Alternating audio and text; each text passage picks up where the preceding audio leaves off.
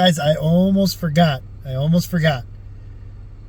As part of part 2, I told you guys about the grandma special. But this is another super important detail. There's a lot of things that come with people that don't have, don't come from a big wealth background, right? But what I'll say simply is stretch yourself. Stretch what you think is possible about what area you can live in. And look for these neighborhoods that are family friendly, that you frequent a lot. It could be, an example here in Chicago is suburbs around Oak Brook. Very nice. Oak Park, very nice. Some of the southwest suburbs, nice. Some of the north suburbs, kind of pricey, but nice. Do not price yourself out of an area. Let Zillow do that. Let, these maps that we're going to use, that I'm going to go through and let you know which ones to use, let them do that. Do not price yourself out of an area or mentally think that you cannot afford to live there, because you will be surprised when you're looking for a grandma special where you can afford to live. And I'm talking about a very, modest 2-bedroom, 1.5-bath condo or townhouse or 2-bed, 1-bath home, single-family home. You'll be surprised. I can find you some in almost every suburb. Some suburbs are just, they are going to be, it is what it is. Hinsdale, Winnetka, some of these suburbs, you do have to, make $500,000 a year in order to even get a starter home in there. But these other areas that are like B to B minus and B plus areas, don't count yourself out. Don't think that you need to live in a neighborhood that's not safe.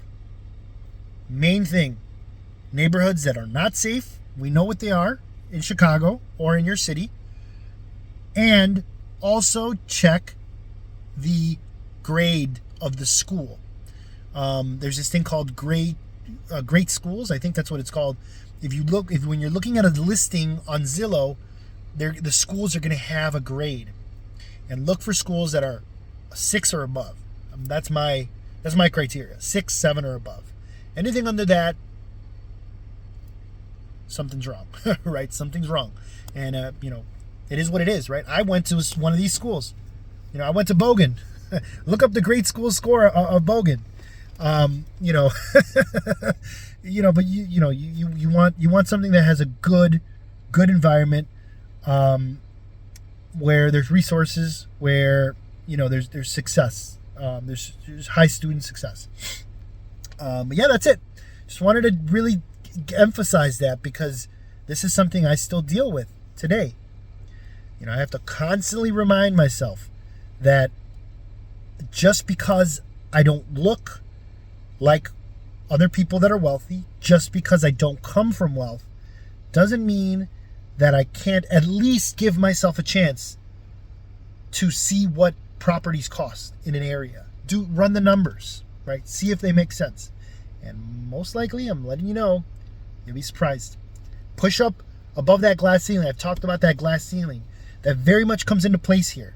Very, very, very much. I don't want to give examples and diminish people, but I've seen too many instances of people that pay quite a bit of money and they feel like they have to live in a certain area. I get it. If you have to be close to family, that's understandable. But please take a second look at the area where you're looking at your future investment, because chances are you can get a really good area. You can get a home in a really good area. So that's all I'll say. Just a quick little aside, this is like part 2.1. And then we'll move forward here. Next part is going to be awesome. It's going to be about getting into the deal, getting into escrow, what's called when you get your offer accepted. What's going to come with that, what to look for, and how to get a little more money back. You guys like money, right? How to get a little more money back in escrow so that you're not paying as much. That's about it from here. Love you guys. Hope everybody's having a great fall, and more to come here. Part 3 coming soon.